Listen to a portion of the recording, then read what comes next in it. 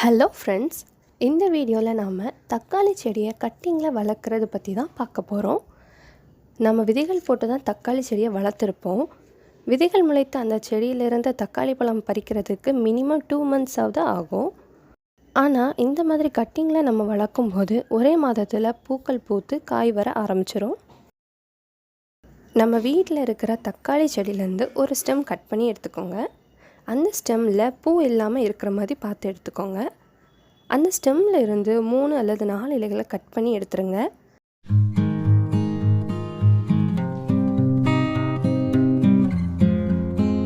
ஒரு பாட் இல்லைன்னா grow bag எடுத்துக்கோங்க. தக்காளி செடி நடுறதுக்கு தொட்டி அளவு மினிமம் 30 சென்டிமீட்டர் அகலம் உயரமாவது இருக்கணும்.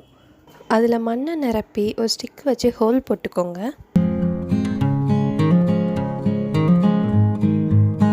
இப்போது நம்ம கட் பண்ண ஸ்டெம்மை இதை நட்டு வைக்கலாம். தக்காளி செடியோட ஸ்டெம் மண்ணுக்குள்ளே ஆழமாக நடணும். தக்காளி செடியில் மண்ணுக்குள்ளே இருக்கிற ஸ்டெம்மை சுற்றி நிறைய வேர்கள் பிடிக்கும்.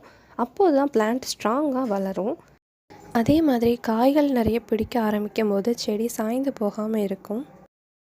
நட்டதும் நிறைய தண்ணி விடணும். பொதுவாக வேர்கள் தான் பிளான்ட்டோட எல்லா பகுதிக்கும் தண்ணி உறிஞ்சி அனுப்பும். ஆனால் இங்கே அப்படி இல்லை. ஸ்டெம்மை நட்டு வச்சுருக்கோம். அதனால் வேர்களோட வேலை ஸ்டெம் தான் செய்ய போகுது. அதனால் நிறைய தண்ணி விடுங்க. நட்டதும் ஒரு வாரம் செமி ஷேடட் ஏரியாவில் வைங்க. ஒரே வாரத்தில் வேர்கள் வளர ஆரம்பிக்கும். அதை நம்ம பார்க்க முடியாது. ஆனால் ஒரு வாரத்துக்கு பிறகு பிளான்ட்டோட ஹைட் கொஞ்சம் வளர்ந்துருக்கும். அதை நம்ம பார்க்க முடியும்.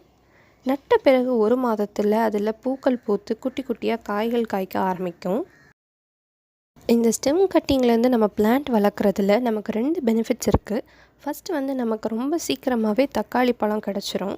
2வது, நம்ம வீட்டில் இருக்கிற அதே தக்காளி பழத்தோட டேஸ்ட்லேயே புது செடிகள் நம்ம வளர்க்க முடியும்.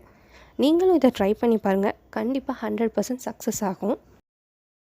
கட்டிங்லேருந்து பிளான்ட்டை வளர்த்து காய் பறிக்கிறது ரொம்பவே இன்ட்ரெஸ்டிங்காக இருக்கும். நீங்களும் ட்ரை பண்ணி பாருங்கள்.